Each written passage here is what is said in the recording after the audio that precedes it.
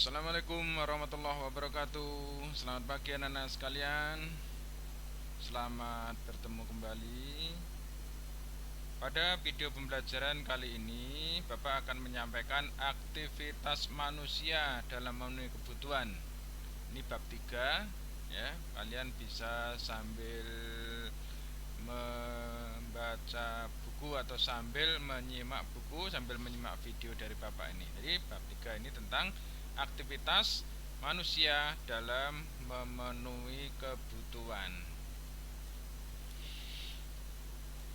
Ini merupakan kompetensi dasar yang ketiga, yaitu 3-3, dan yang keempat 4-3. Mengapa ini kami sampaikan anak-anak?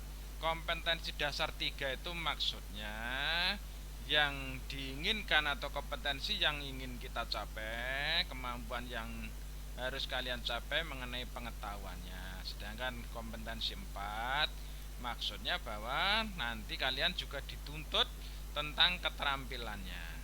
Baik anak-anak sekalian, kita lanjutkan.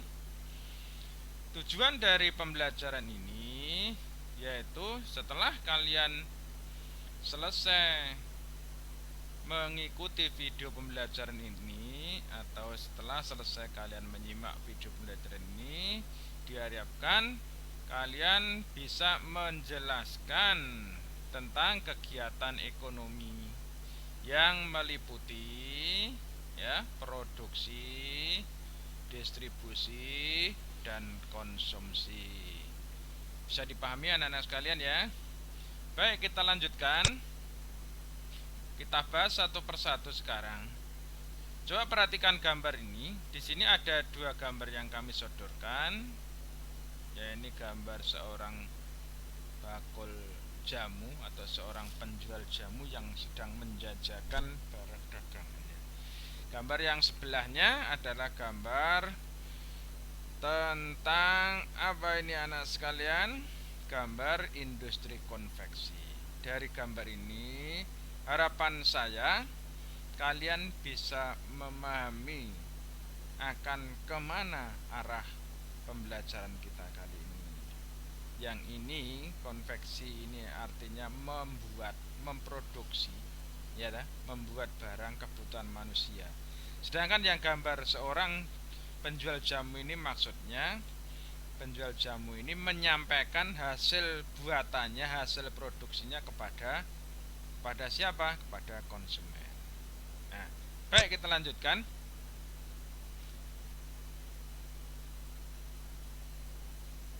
Kegiatan ekonomi. Yang dimaksud dengan kegiatan ekonomi adalah merupakan semua bentuk kegiatan yang dilaksanakan oleh manusia dalam rangka untuk memenuhi kebutuhan hidupnya yang beraneka ragam. Nah, pada pokoknya kegiatan ekonomi itu meliputi 3 bidang, yaitu kegiatan produksi, kegiatan konsumsi, dan kegiatan apa? Kegiatan distribusi. Nanti kita bahas satu persatu. Kita lihat yang pertama, kegiatan produksi. Apa yang dimaksud dengan kegiatan produksi? Yaitu segala kegiatan yang dapat menghasilkan atau meningkatkan nilai guna pada suatu barang atau jasa. Dalam rangka untuk apa? Untuk memenuhi kebutuhan manusia. Bisa memberikan contoh ya anak-anak sekalian? Ini contohnya banyak sekali. Pokoknya yang mana kegiatan itu menghasilkan barang atau meningkatkan nilai guna barang, ya, menghasilkan jasa dan sebagainya dan sebagainya. Ya, misalnya seorang petani ya menggarap sawah, itu yang memproduksi apa? Memproduksi beras, produksi gabah. Ya. Seorang penjahit sedang menjahit pakaian, itu ya kegiatan produksi. Dan silakan kalian masing-masing anak membuat contoh satu persatu. Saya beri waktu 3 detik. 3, 2, 1. Ya, sudah bisa ya? Bagus. Kita lanjutkan. Bahwa suatu kegiatan produksi itu akan berjalan manakala ada faktor-faktor produksinya.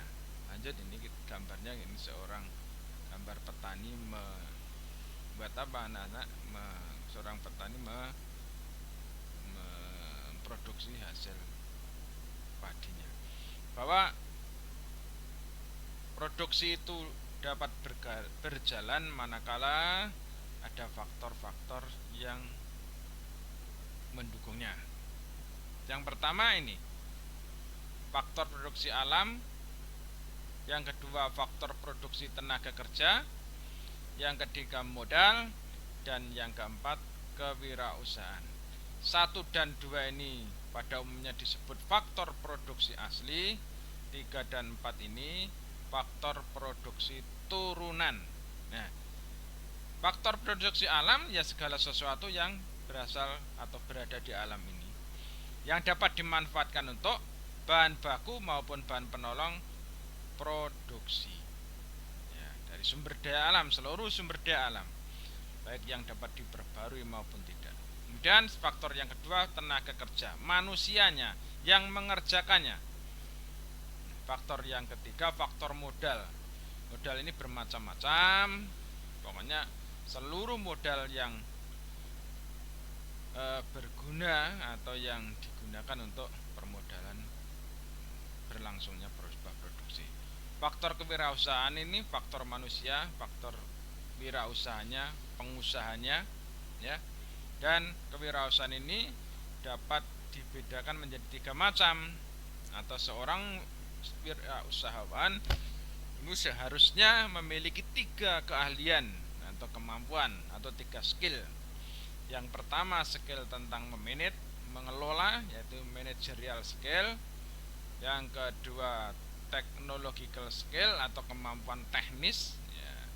Dan yang ketiga kemampuan organisasi atau organisational skill, kemampuan mengorganisasi ya, bagaimana dia menempatkan orang-orangnya ya, memberikan job atau memberikan pekerjaan sesuai dengan keahliannya, the right man on the right place. Kita lihat selanjutnya anak-anak sekalian, kegiatan konsumsi ya. Pengertian dari konsumsi itu suatu kegiatan memakai atau menggunakan atau mengurangi atau menghabiskan nilai suatu barang ya, jadi jangan hanya bahwa yang namanya mengkonsumsi itu hanya makan atau minum saja.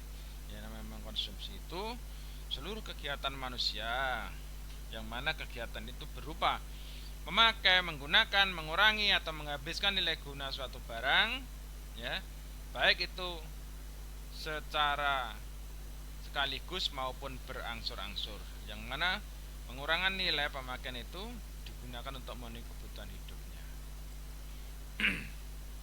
Itu anak-anak sekalian. Kemudian kita lihat bahwa ciri-ciri suatu benda itu dinamakan benda konsumsi manakala yang pertama diperlukan pengorbanan. Artinya dalam mendapatkan benda itu seseorang perlu pengorbanan. Kemudian benda tersebut dalam rangka untuk memenuhi kebutuhan hidup manusia. Kalau benda itu tidak dapat digunakan untuk memenuhi kebutuhan hidup manusia, berarti itu bukan benda konsumsi.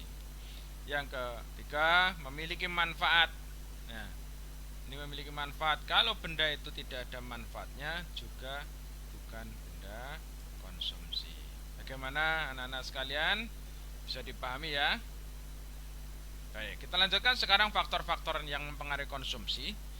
Faktor yang mempengaruhi konsumsi atau pola konsumsi antara lain yang pertama pendapatan ya, pendapatan ini. Yang kedua harga diri terhadap lingkungan, ketamakan, kesombongan, harapan, pendapatan tinggi di masa yang akan datang, tingkat pendidikan, tempat tinggal dan sebagainya, atau umur dan jenis kelamin. Yang pertama pendapatan ya. Jadi dengan tingkat pendapatan yang berbeda, maka pola konsumsinya juga berbeda. Bisa dipahami nih? Bisa memberikan contoh? Ya.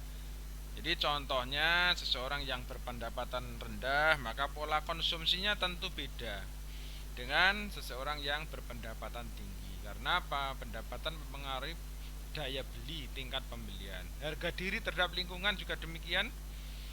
Jadi harga diri seseorang terhadap lingkungannya. Seseorang yang hidup di komplek yang dimana di situ terdiri dari orang-orang kaya misalkan, maka dia cenderung akan mengikuti pola konsumsi dari orang-orang di sekitarnya. Kesombongan juga demikian. Harapan pendapatan yang tinggi di masa yang akan datang. Jadi karena dia sudah memproyeksikan bahwa yang masa akan datang dia memiliki pendapatan yang tinggi, maka seseorang tersebut pola konsumsinya pada umumnya juga berubah. Tingkat pendidikan juga demikian. Ini tingkat pendidikan. Jadi seseorang yang berpendidikan lebih tinggi pada umumnya pola konsumsinya lebih berkualitas. Demikian faktor yang mempengaruhi pola konsumsi seseorang. Kita lanjutkan anak sekalian yang ketiga, yaitu distribusi. Ya, distribusi. Apa yang dimaksud distribusi? Yaitu suatu kegiatan menyabarkan barang. Dari mana? Daripada produsen pada konsumen. Contoh pada gambar ini, ya bisa dipahami ya. Jadi yang namanya distribusi itu penyampaian barang. Apa fungsinya?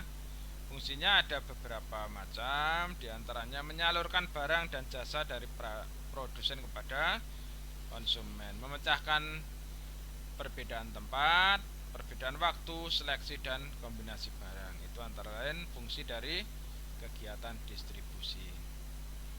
Kita lanjutkan mengenai caranya. Caranya distribusi itu bisa langsung. Ya, ini langsung itu maksudnya dari produsen langsung ke tangan konsumen. Artinya tidak melalui perantara. Distribusi tidak langsung dari produsen, perantara, dan harus sampai pada konsumen. Caranya ada dua macam tersebut. Bisa dipahami nggih? Iya. Kita lanjutkan. Tugas-tugas distributor itu ada banyak sekali. Ini diantaranya menjual. Nah, maksudnya distributor itu memiliki tugas menjual barang ke konsumen, memiliki tugas membeli. Ya, distributor itu juga memiliki tugas membeli produk dan barang dan jasa dari produsen, menyimpan, jadi setelah dibeli disimpan kemudian nanti dijual. Pembelanjaan, kegiatan pengangkutan ya toh, dari produsen untuk disimpan di tempat penyimpanan maupun dari penyimpanan kepada konsumen, itu perlu usaha pengangkutan. Memberikan informasi, jadi seorang distributor atau lembaga distributor wajib memberikan penjelasan yang sejelas-jelasnya tentang harga, tentang pemasaran, ya, produk tertentu, kualitas, ya, kualitas produk dan sebagainya.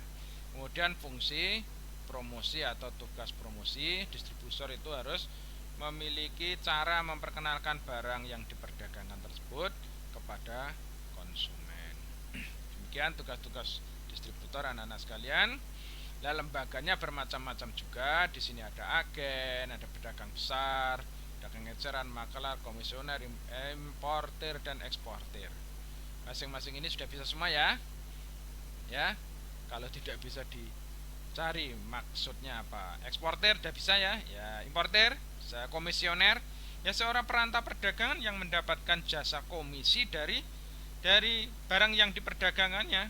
Jasa komisi dari pihak yang memberikan